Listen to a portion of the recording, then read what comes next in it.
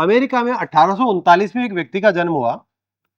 उसकी कहानी से आपको यह पता लगेगा कि एक खराब जीवन क्या हो सकता है, वर्स्ट पॉसिबल क्या हो सकता है, बेस्ट जीवन क्या हो सकता है। इस एक ही व्यक्ति से 1839 में उसका जन्म हुआ। जब वो 23 साल का था तब वो अमेरिका में बहुत बड़ा बिजनेसमैन बन गया था। और हंसना वो जानता नहीं था। हंसता केवल तभी था जब उसको व्यापार में बहुत बड़ा लाभ होता था। वो एक हैट लगाता था और जब उसको ऐसा लाभ होता था तो हैट को फेंक करके एक सैनिक नृत्य करता था। वो लोगों को बताता है कि मैं खुश हूं। उसके बाद में धारा 144 लगा लेता था मुंह पे, किसी के सामने नहीं हंसता था, काम के अलावा कुछ सोचता नहीं था। 33 साल की उम्र में इस व्यक्ति ने $20 लाख का व्यवसाय खड़ा कर लिया था। 33 साल की उम्र में। 43 साल की उम्र में इस व्यक्ति ने दुनिया की सबसे बड़ी मोनोपोली, जिसका नाम था स्टैंडर्ड ऑयल कंपनी, खड़ी कर ली थी मात्र 43 साल की उम्र में। लेकिन 53 साल की उम्र में इस व्यक्ति ने हार मान ली थी चिंता से। इसने अपने जीवन को नरक बना लिया था। दुनिया की सबसे बड़ी तेल कंपनी का मालिक, सोचो कितने पैसे होंगे। एक बार उसने $40,000 के गेहूं, ग्रेट लेक्स रीजन है कनाडा और अमेरिका की जो सीमा है, उसमें 5 जिले हैं, Lake Superior, Lake Michigan, Lake Huron, Lake Erie and Lake Ontario. ये 5 लेक हैं, इनको बोलते हैं ग्रेट लेक्स। उन्होंने उस लेक के एक पोर्ट से $40,000 के गेहूं ट्रांसपोर्ट करने के लिए, मतलब भेजने के लिए दूसरी जगह रवाना किया जहाज को। रात का शाम का समय था, शाम को रवाना किया। रात को पता लगा कि एरी लेक में तूफान आ गया। एरी लेक में तूफान आ गया तो इसको चिंता हो गई, रात को सोया नहीं। सुबह इसका पार्टनर, जो बिजनेस पार्टनर था जॉर्ज गार्डनर, वो आया तो वो देखता है कि फर्श के ऊपर इधर उधर घूम रहा है ये व्यक्ति, इसका नाम था जॉन डी रॉकफेलर, घूम रहा। तो उसने आकर के कहा कि जॉन डी रॉकफेलर ने कहा कि भाई तू जल्दी आ और जाके देख दे कि बीमा कंपनी से बीमा हो सकता है क्या। अभी अपने तूफान आ गया था तो हो सकता है अपना जहाज डूब गया हो, नुकसान हो गया हो। उस बीमा का कॉस्ट था $150, $150। 40,000 का माल था, $150 का बीमा करवाने के लिए। और उस सामान का बीमा करवाने के लिए उसने अपने पार्टनर को कहा कि बाजार में जाओ चेक कर बीमा हो सकता है क्या। वो गया मार्केट में और बीमा करवा लिया। मीनवाइल उसके पास पीछे से टेलीग्राम आ गया कि माल सुरक्षित पहुंच गया है, कोई नुकसान नहीं हुआ है। पार्टनर आया, बिजनेस पार्टनर गार्डनर कहता कि मैं करा लाया बीमा। उसके ज्यादा टेंशन हो गया कि मेरे $150 चले गए। इस चिंता को लेकर के वो बिस्तर पे पड़ गया बीमार हो के कि मेरी $150 खत्म खराब हो गई। सोचो $40,000 का माल भेज रहा है एक जहाज में, कितना बड़ा व्यवसाय होगा, और $150 के लिए बीमार हो गया। इस व्यक्ति को मतलब ऐसी धुन थी काम की, ये आराम करना नहीं जानता था, मनोरंजन नाम की चीज नहीं जानता था, व्यायाम नाम की चीज नहीं जानता था। इसको सिर्फ एक चीज का पागलपन था, पैसे कमाने का। तो इस व्यक्ति ने अपना जीवन नारकीय बना लिया। उसके पाचन तंत्र की इतनी बड़ी बीमारियां हो गई कि इसको इस स्थिति में ला दिया बीमारी ने कि एक समय पे वो व्यक्ति ह्यूमन मिल्क पे जिंदा रह रहा था, उसको खाना भी नहीं खा सकता था। जब इसकी बीमारियां थी उस वक्त इस व्यक्ति की जो आमदनी थी वो $2 लाख प्रति सप्ताह थी, और वो सप्ताह भर में जितना खाता था उसका मूल्य $2 था। इस वक्त ये व्यक्ति दुनिया का सबसे धनाढ्य व्यक्ति था। इस व्यक्ति के इस बीमारी से एलोपेशिया हो गया, इसकी फैट बिल्कुल खत्म हो गई, हड्डियों के चमड़ी चिपक गई, यहां तक कि ये जो भौहें होती हैं, आईब्रोज होती हैं, इनके बाल भी उठ गए। और ऐसे लगने लगा जैसे मम्मी होती है ना, वो जो इजिप्ट वाली, वैसे दिखाई देने लगे। इनके बायोग्राफर्स ने लिखा है कि एक मम्मी की तरह दिखाई देता था ये।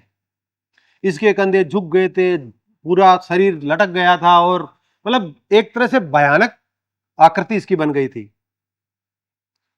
खाने के लिए कभी ह्यूमन मिल्क, कभी एसिड्यूलेटेड मिल्क और छोटे छोटे बिस्किट लेता था। यह जब स्थिति आ गई तो इसके डॉक्टर्स को दिखाया गया और यह व्यक्ति 53 साल की उम्र में इस बीमारी से इसलिए बच पाया कि उसके पास उस वक्त की सर्वश्रेष्ठ मेडिकल जो ट्रीटमेंट अवेलेबल था वो ले पाया। उसके पास पैसे थे इसलिए ले लिया और वो बच गया। लेकिन बचा कैसे? बचने के लिए क्या, जब इसे बीमारी चल रही थी, यह 1894 की बात है।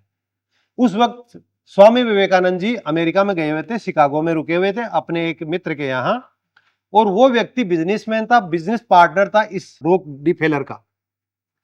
तो रॉक डिफेलर को जब उनकी स्थिति देखी उसने पार्टनर, तो उसने 2-3 बार कहा कि आप एक बहुत ही रिनाउंड मंक है इंडियन, उनसे आप मिलिए, वो आपका इलाज कर सकते हैं, वो आपको कुछ बताएंगे जिससे आप ठीक हो सकते हो। वो नहीं गया। क्यों नहीं गया? घमंड था, मैं और एक भिक्षु के पास जाऊं, संभव ही नहीं है। समझ रहे हो ना मेरी बात? ये है ईगो, इसको कहते हैं एटीट्यूड। कहते हैं ना उसमें बहुत एटीट्यूड है, तो उसमें भी बहुत एटीट्यूड था, नहीं गया। फिर जब वो उसको पता लगा कि यार अपन मर ही रहे हैं तो एक बार चल ही लेते हैं, तो बिना बताए विवेकानंद जी जिस कमरे में थे सीधा चला गया। वॉचमैन ने रोकने की कोशिश की, तो दूर किया। घमंड था ना भाई, दुनिया का सबसे पैसे वाला व्यक्ति तो यही सोचेगा मेरे से बड़ा कौन। विवेकानंद जी कुछ चीज पढ़ रहे थे अपने टेबल पे और ध्यान ही नहीं दिया उसने, विवेकानंद जी ने। वो तो विवेकानंद जी अलग चीज थे, उनको क्या परवाह, भौतिक चीजों में ध्यान ही नहीं देते थे। ये भौतिकवादी था, वो आध्यात्मवादी थे, दोनों में लड़ाई तो हो ही सकती है, स्वाभाविक है। तो काफी देर तक वो खड़े रहे। फिर स्वामी विवेकानंद जी ने उस जॉन डीरेक फलर को कुछ ऐसी चीजें बताई उसके जीवन की जिसका पता सिर्फ उसी को था और किसी को नहीं था। तो उसने कहा कि आपको ये चीजें किसने बता दी? तो विवेकानंद जी मुस्कुराए, ऐसे मुस्कुराए जैसे उसके सामने कोई बच्चा खड़ा हो और ये पूछ रहा हो कि आपको किसने बताया मैं बच्चा हूं।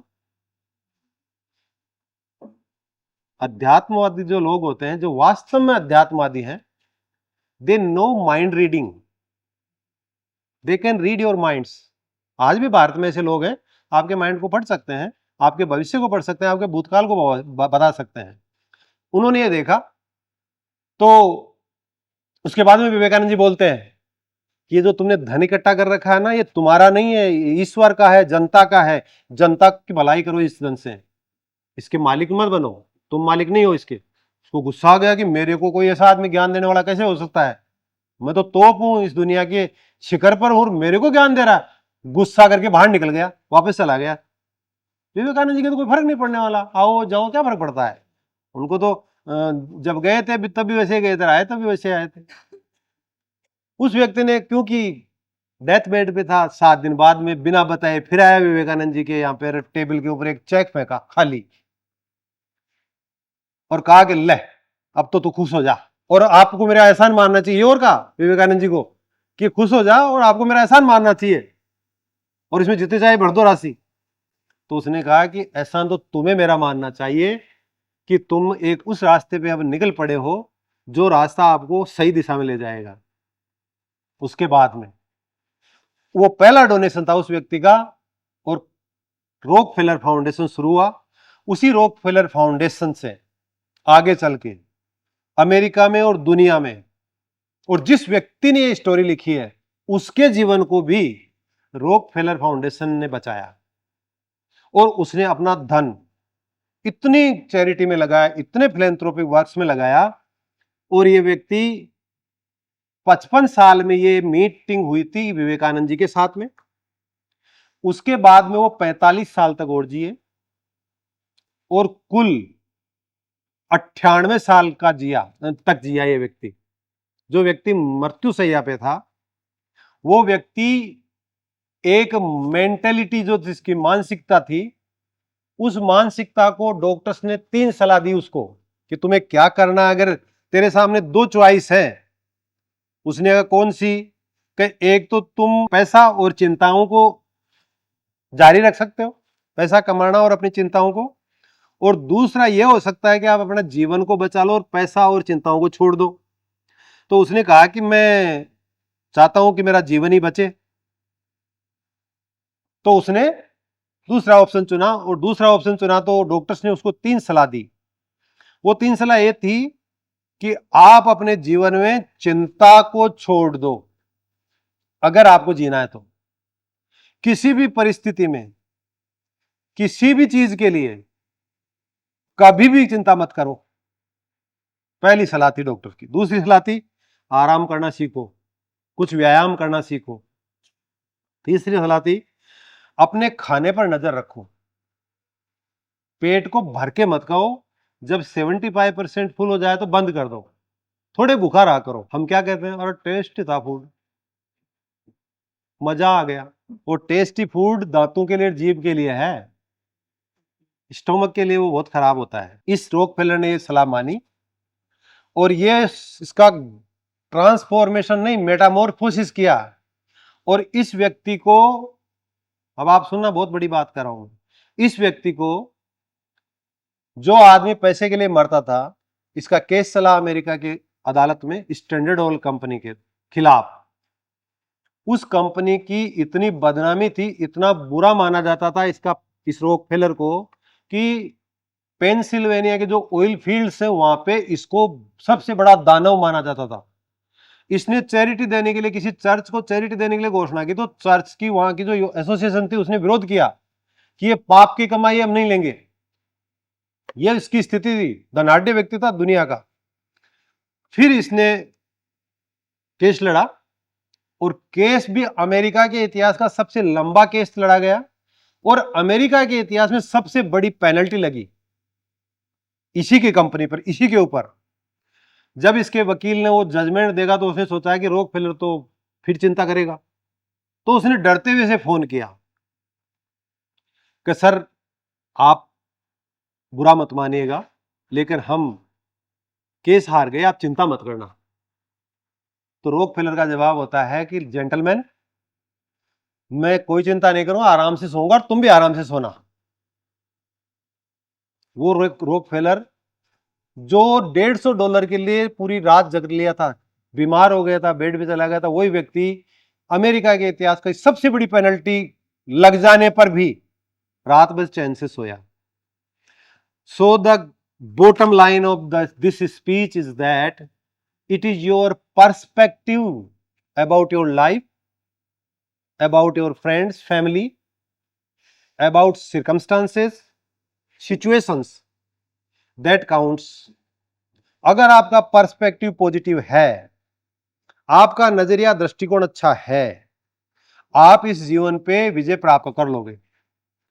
अंत में जो बॉटम लाइन वो ये है, उद्धरेत आत्मना आत्मानम न आत्मानम अवसादयेत आत्मैव ही आत्मनो बंधुरात्मैव रिपुरात्मन है।